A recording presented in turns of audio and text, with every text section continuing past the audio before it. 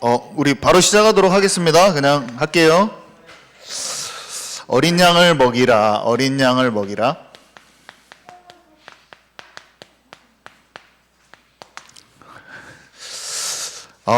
여기 우리 이거 찾고 싶잖아요. 하나님의 시간표하고 하나님의 것. 하나님의 시간표와 하나님의 것 찾고 싶잖아요. 제가 전도 훈련을 한 분을 하고 있는데 이분이 이제 목사님이시고 전도 대왕이야. 전도 대마왕이야, 이분이. 어느 정도냐면 그냥 혼자서 시장 한쪽을 싹 쓸어버리고 혼자 다 전도해버려요. 그러니까 전도를 잘하는 게 아니라 일일이 들어가서 용기가 대단하셔. 지역에 있는 무당집 막 몇십 군데 혼자서 가버리는 분이에요. 이렇게 열심히, 전도 열심히시고 생명이 있으셔, 일단. 근데 이분이 전도의 시간표와 전도의 하나님의 것을 찾기를 진짜 원하시고 생명이 있어요. 생명이 느껴져요. 근데 자기가 속해 있는 어떤 그런 무브먼트가 있어. 전국적으로 막 목사님들 모이고 하는 그런 속해 있는 부분이 있고, 교단도 우리랑 다르지만 이분이 이제 그쪽에서 막 활동을 하시는데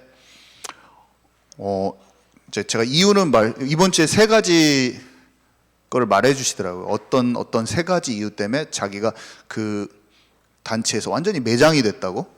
그래서 자기는 그렇게 된지도 몰랐대요. 왜 무슨 이유를 갖고 그런지도 몰랐대요. 근데 이분이 완전히 매장이 되셔서 주변에 사람들이 자기를 보면 벌레 보는 것처럼 보고 8개월을 지금 그렇게 당하셨어요. 그래서 근데 자기가 기도를 하면서 하나님께 있는데 자기가 진짜 잘못한 게 없다는 거예요. 실제로 나중에 그 이유를 듣고 봤더니 진짜 말도 안 되는, 그러니까 율법적인 사고방식으로 때린 거더라고요. 그리고 시기질투, 좀 이분이 담대하고 또 영적인 리더십을 갖추고 있고 그런 부분들이 있으니까 사람들이 그렇게 해버린 거예요. 근데 몰매를 당하니까 여론이 얼마나 무섭냐면 잘 모르는 사람들까지도 그 사람을 매장시킨 거예요. 그러니까 어떻게 됐는지도 모르면서. 근데 이분이랑 같이 있는 분이, 같이 있는 사역자가, 목사님 진짜 잘못한 거 없지 않습니까?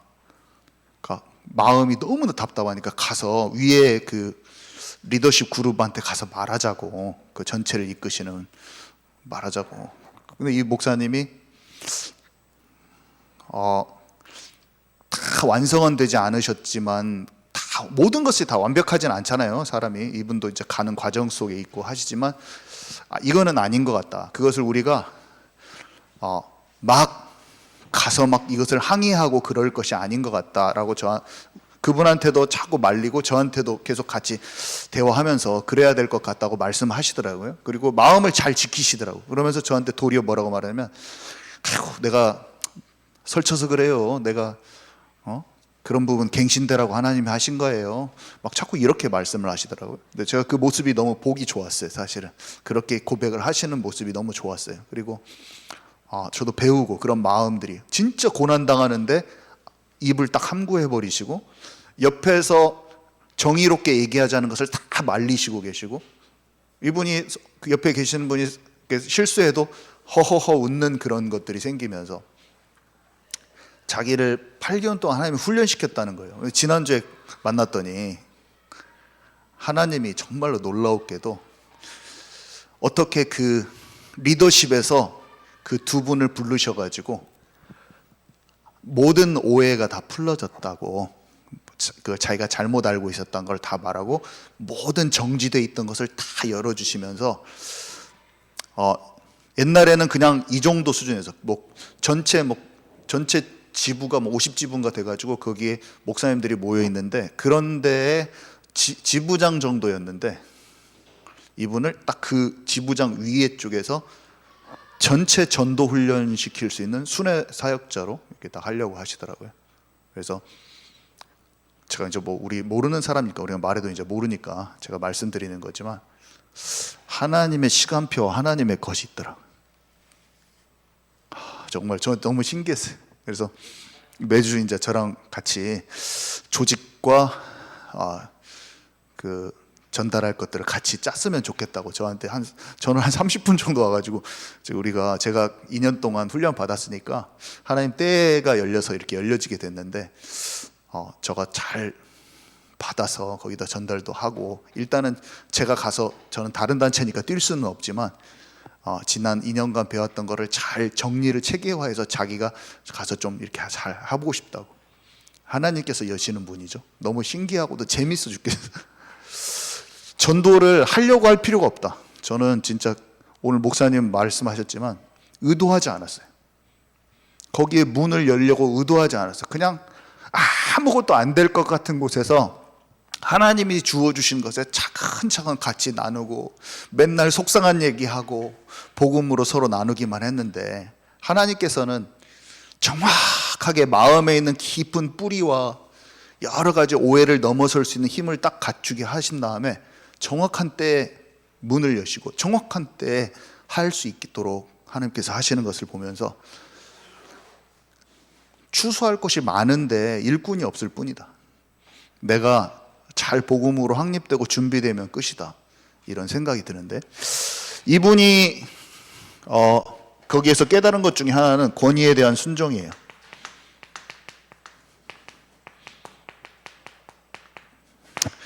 불합리한 상황.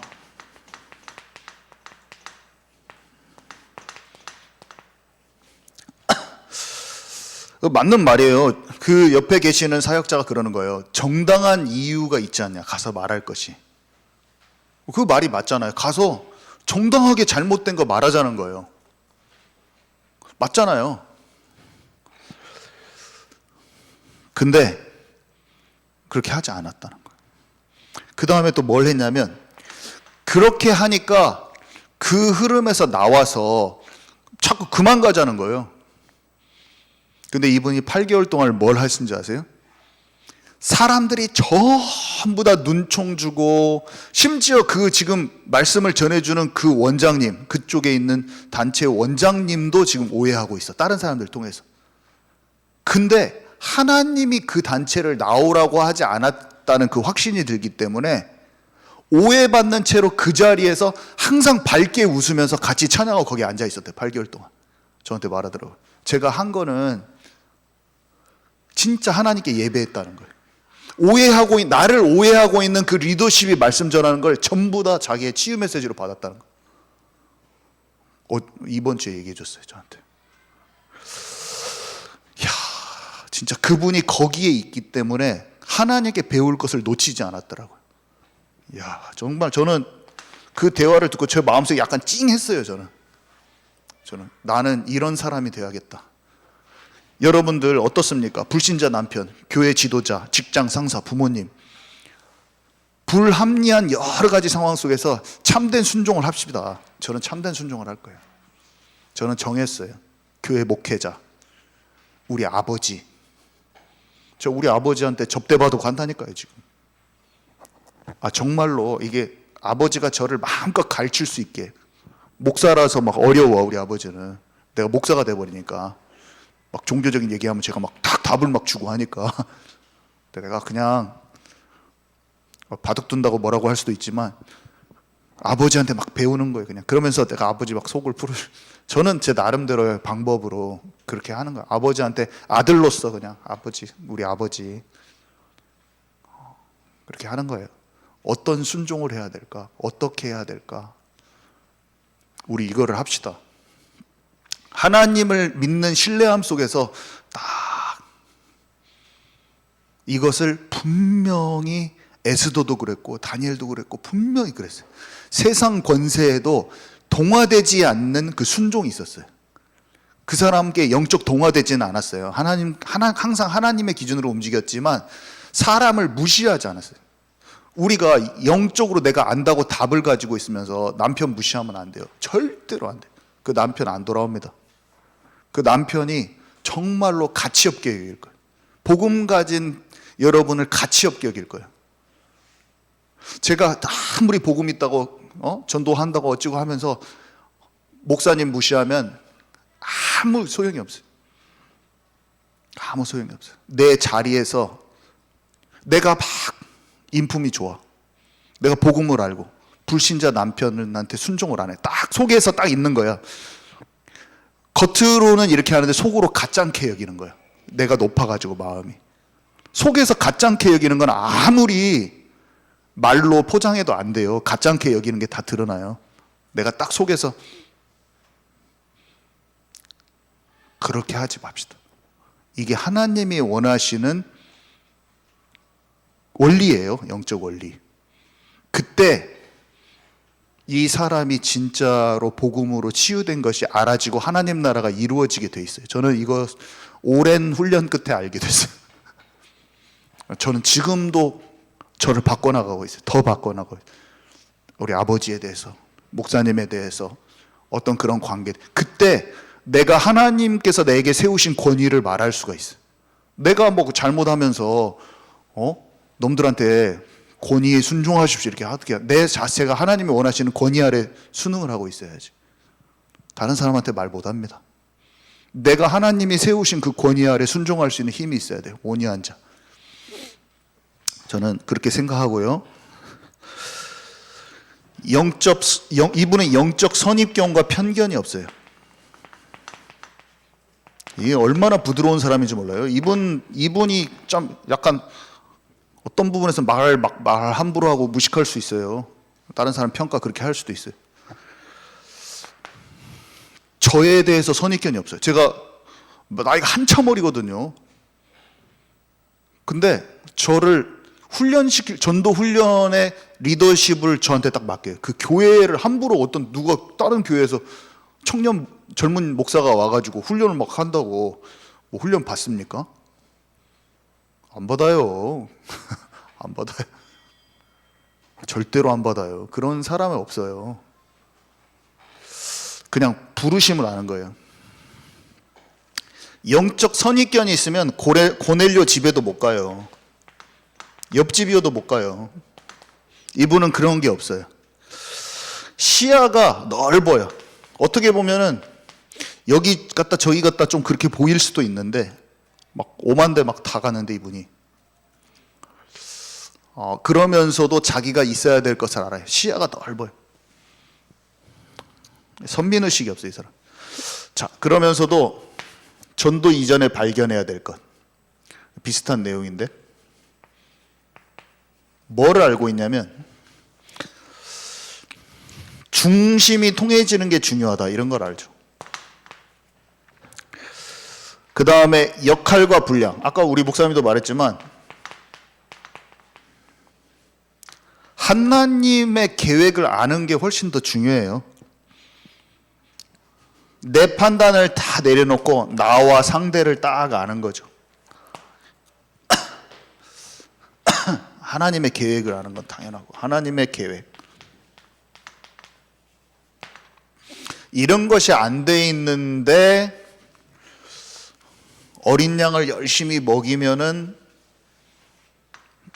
내 스타일을 전달하게 돼 있어요. 전도가 아니죠. 약간 어린 양은 먹일 수가 있죠. 자, 그래서 첫 번째 보니까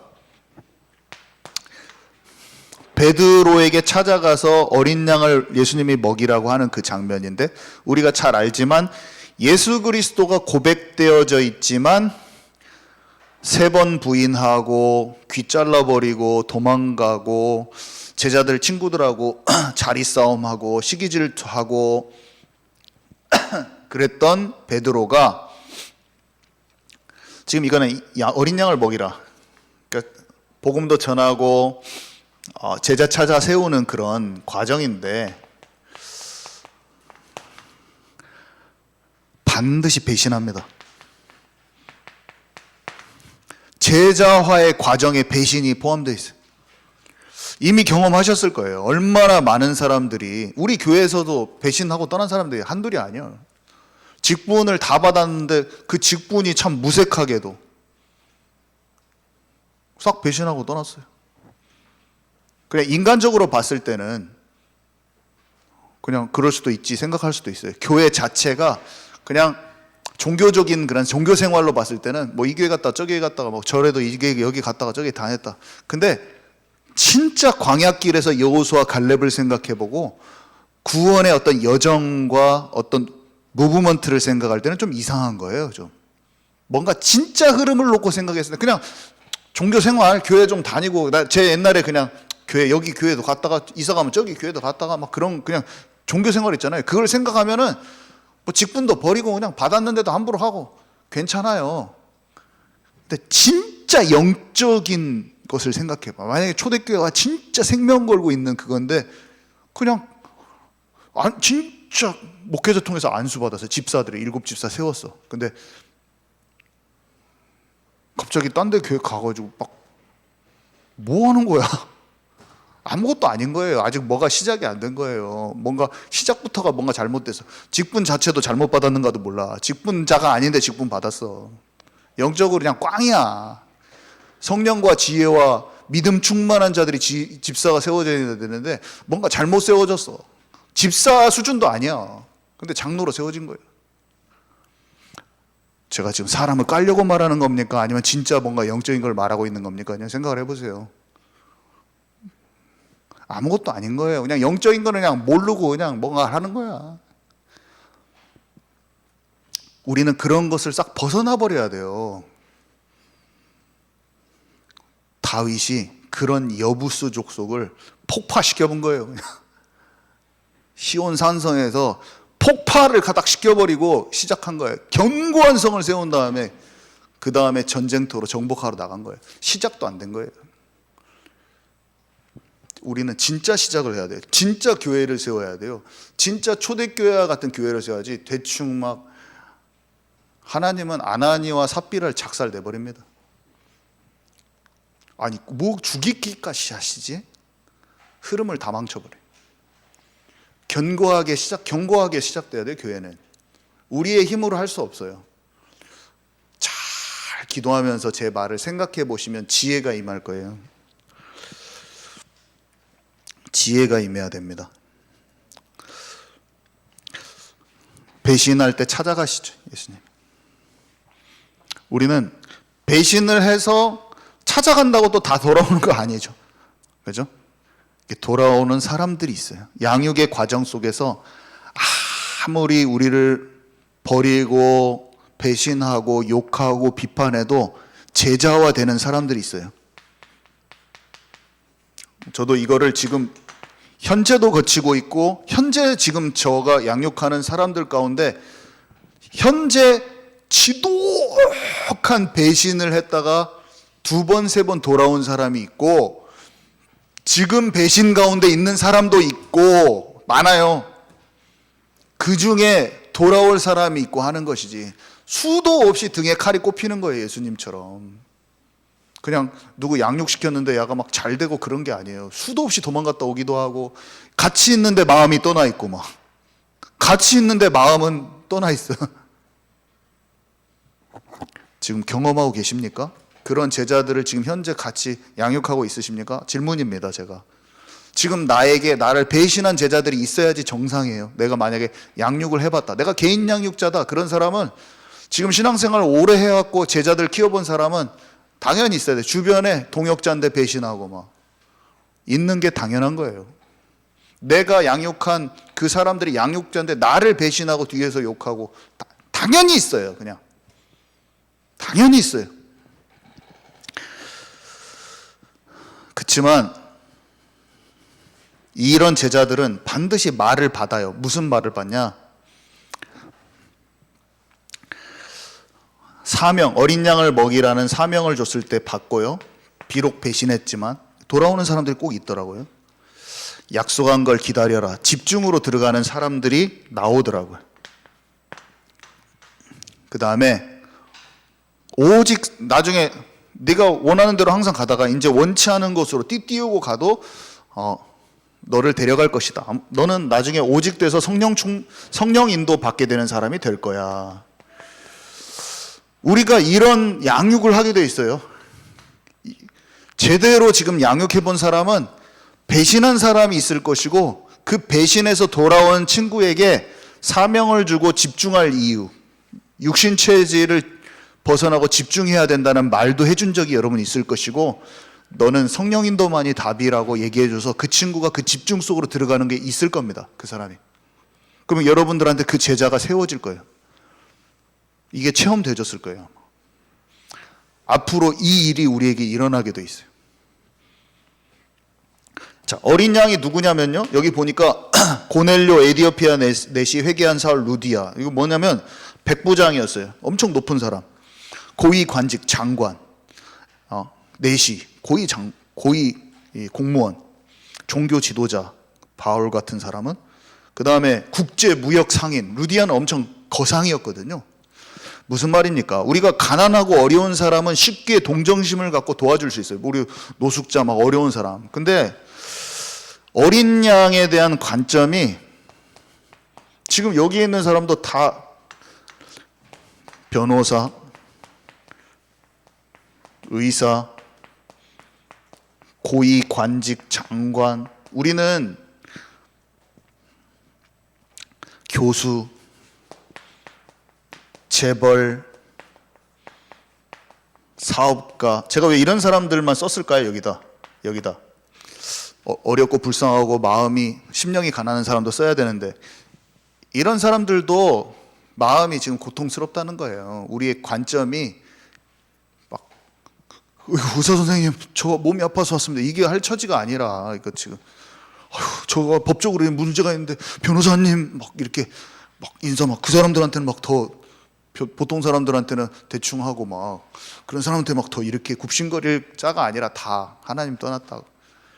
영혼의 갈급함을 우리가 볼 수 있어야 된다고 그냥 적은 거예요. 어린 양이 이런 사람들도 기잖아요. 다 봤잖아요. 그래서 알고 보면 더 힘들잖아요, 이 사람들이. 자, 어린 양을 먹일 이유는 뭡니까? 교회 국가가 세잖아요. 교회가 힘이 없어요, 지금. 교회가 힘이 다 빠졌죠. 그래서 진짜 교회를 훈련시켜야 돼. 아직도 이유식 먹고 있는 성도들이 많아서 다 군사로 일으켜야 되죠.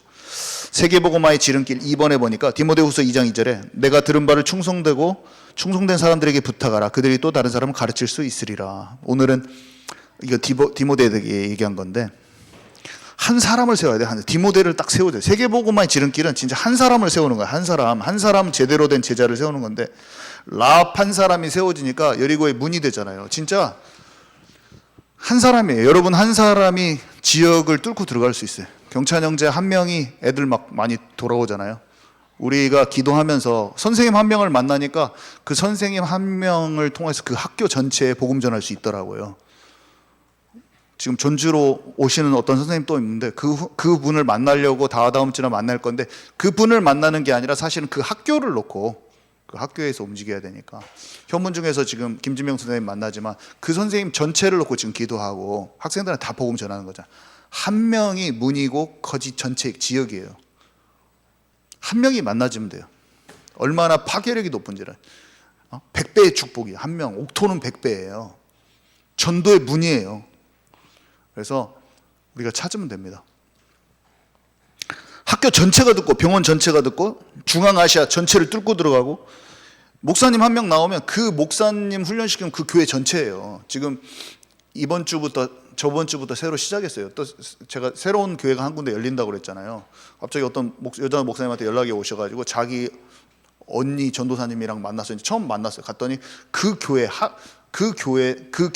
그분들의 교회가 아직 없어서 다른 교회 가서 했는데 거기에 있는 목사님하고 장로님 오셨더라고요. 총 4분이 말씀 나눴는데 그 교회 다 살아버리는 거예요. 그 교회가 별로 인원들이 많지는 않지만 그 중에 제자가 있어요. 분명히 거기 말씀 나누다 보면 집중으로 들어간 사람 한 명 나오게 됐어요. 교회를 세워버려야 돼요. 교회를 도와주고 교회를 힘있게 세워줘야 돼요. 어렵지 않아요. 나 한 사람이 준비를 지금부터 차근차근 하면 돼요. 생각의 시야를 넓혀버려야 돼요. 그래서 여기 교회의 시급한 문제라고 되어 있는데 이게 영육간에 봐야 되죠.